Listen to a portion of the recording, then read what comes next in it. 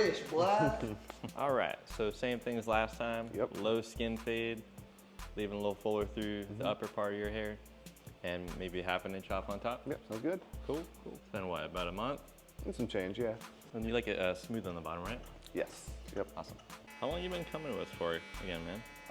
It's probably going on for about maybe 5-6 months now. 5 or 6 months? Yeah. Okay. Do you feel like when you get like a fresh haircut, it's quicker for you to get ready in the morning, or is it about the same? Probably a little bit longer, because then I'm a little more picky Okay. with how it looks. Okay. What do you do? Just kind of slick it back on the sides?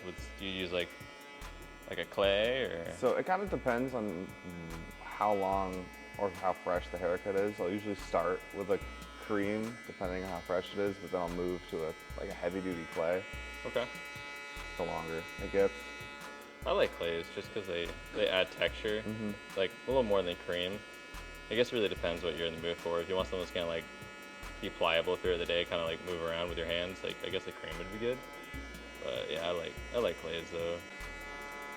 Yeah, I'll throw some dry shampoo in there too if it gets a little much. But I've never tried dry shampoo actually. Was it like? Do you feel like it works pretty well for? It kind of helps, at least for me. It'll thicken my hair. Okay. You ever tried like a powder? Yes, actually, I did this dry shampoo powder. Actually, it's it's in a little pump bottle, so it kind of apply it where you like it. It's really good to try like new products and stuff whenever you go to a barbershop, because it's like, you know, usually when you buy something and you don't like it, you're kind of stuck with it. So yeah, right. I just tell people just to try something different every time they come in. That way you can kind of figure out what they like.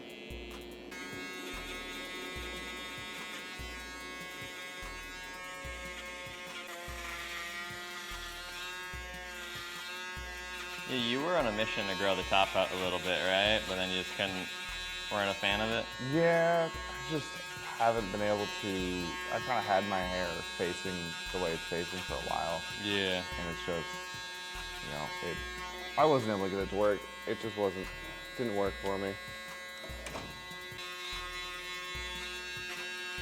So this is pretty much the longest you really had your hair? Or have you ever had it like? I mean, since I was a kid, I used to have significantly longer hair. Okay. But, you know, once you grow up a little bit, your taste kind of changes, so I've kind of reduced it down significantly. I want to try something new though. I thought about doing something similar to what you have. Okay. At some point. We could have done it today, man. We could have left you a mullet. We could have. If the wife's asleep, she would have been a little surprised when she came home. I had this guy, he was bald on top completely, and he left just like a patch in the back, and like just all he left there, and he called it the skullet. So like when he had a hat on, it looked sick. It looked like he had a cool mullet, but he took it off and just like bald as heck. Just holding on for dear life. Yeah, yeah. But it was like his his haircut. Every time he came in, everyone knew what he wanted. The skullet. Really easy haircut to do too. Yeah. So you only did this. You only did right here.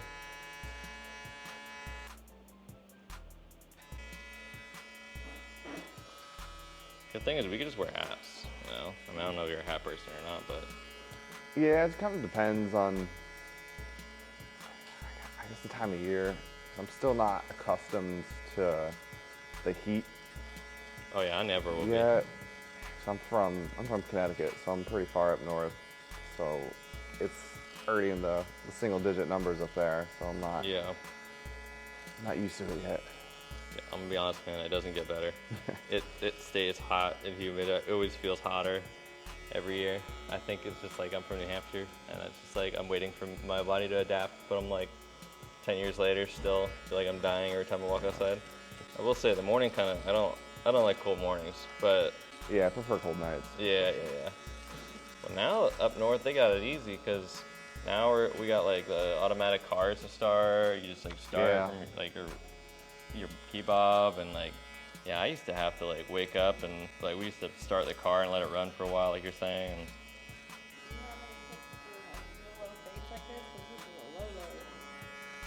yeah, learn clipper over comb. I would say that's like gonna be the #1 thing for low fades to help me. If you try to do all the guards, it's really difficult. clip over comb helps to skip a lot of steps that usually cause you to blend too high, which I'll show in a little bit once I get there.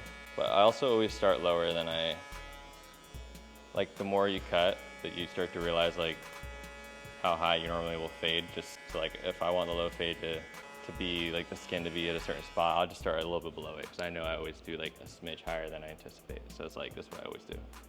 And plus, if you're like bump it up or something by mistake, you know, client sneezes, you sneeze, whatever, you have room to fix it. Low fades you just have to be patient with. Work in small areas, your sections that you normally make. If they were an inch before, do them at half an inch. You gotta just do everything in a smaller space. If you run out of room, like you need a bigger area to work, you could stretch their head. It gives you a little bit more radius, like not radius, room to cut. It helps a lot in tight areas.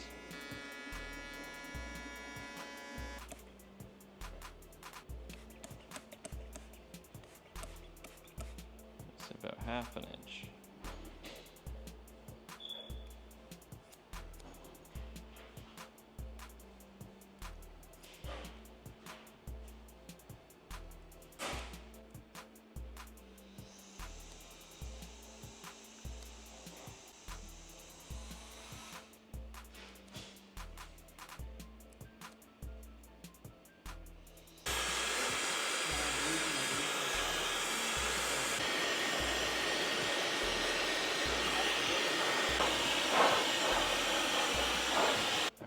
Clip over comb, so I'm just gonna kind of blend in the sides to the top. It's already almost there actually, but just get rid of that line. Putting it in, kind of angling out, that's kind of what I'm aiming for right there. It's really important that you don't cut that bottom, because that's your guide right there. So you want to pull out a little bit till that guide is gone and cut that top part.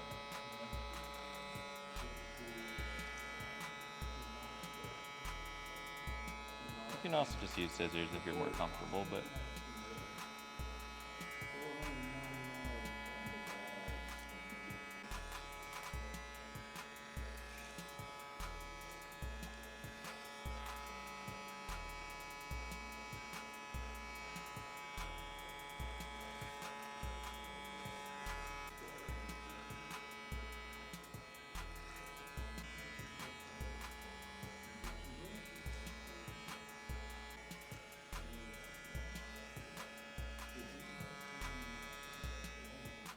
now I'm kind of just, there's a little bit of a line. I usually use the thinning shears or texture shears, whatever you want to call them, to get that out. So it's the same thing with the comb I had before. I kind of go at an angle, but I want to like dust the tips of the line. It's kind of hard to see it unless you've done this a few times, but it gets a little bolder right there. When I lift up, you can kind of see a distinction in the hair density. When you lift the comb up a little bit, that's the part you want to aim for. So just the tips, and walk the comb as you're cutting. Don't want to keep it one spot.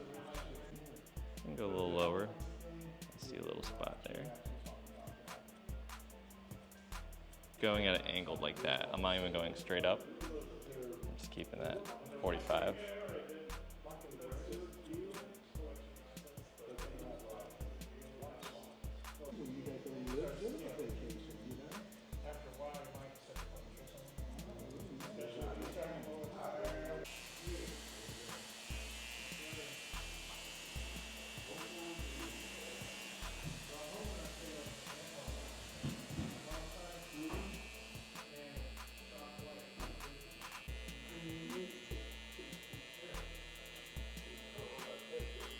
One thing I always do too is when I'm lining the C-cups up, I always look in the front and make sure they're even.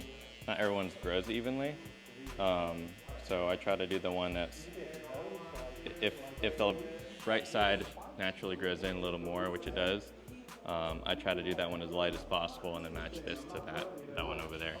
So that way you don't like, I don't know, usually natural is the best. Like for most people, they don't want you to go too far in. Occasionally people will request it, but you could always go, like take more off after. If you're a barber and you're doing the neck hairline, make sure you pull the shirt down a little bit to get the side of his neck. A lot of people miss the little hair that grows there. It's super, super common. Is it too hot? Nope. A good way to save time too, as a barber, is whenever you have like a hot towel on your client's neck, use that time to kind of clean up, because usually you keep it on there for about a minute. And instead of doing nothing, you could be productive.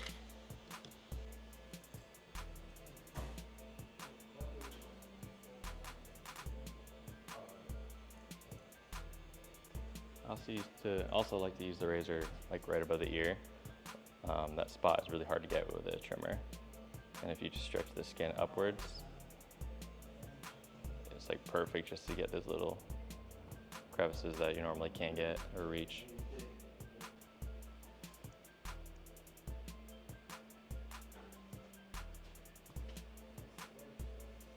This is the part you don't want to sneeze at too.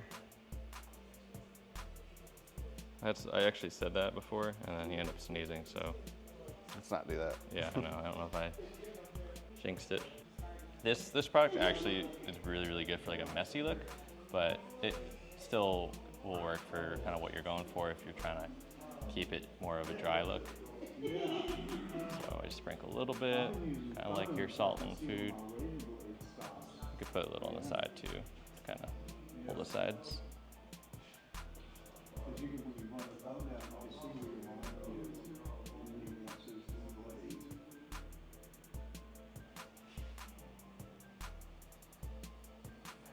Kind of mush it around a little bit, get rid of the powder, let it kind of fall into the hair.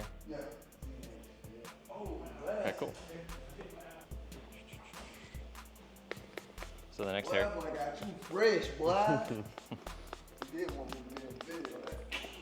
He's doing a mullet next time. Might be.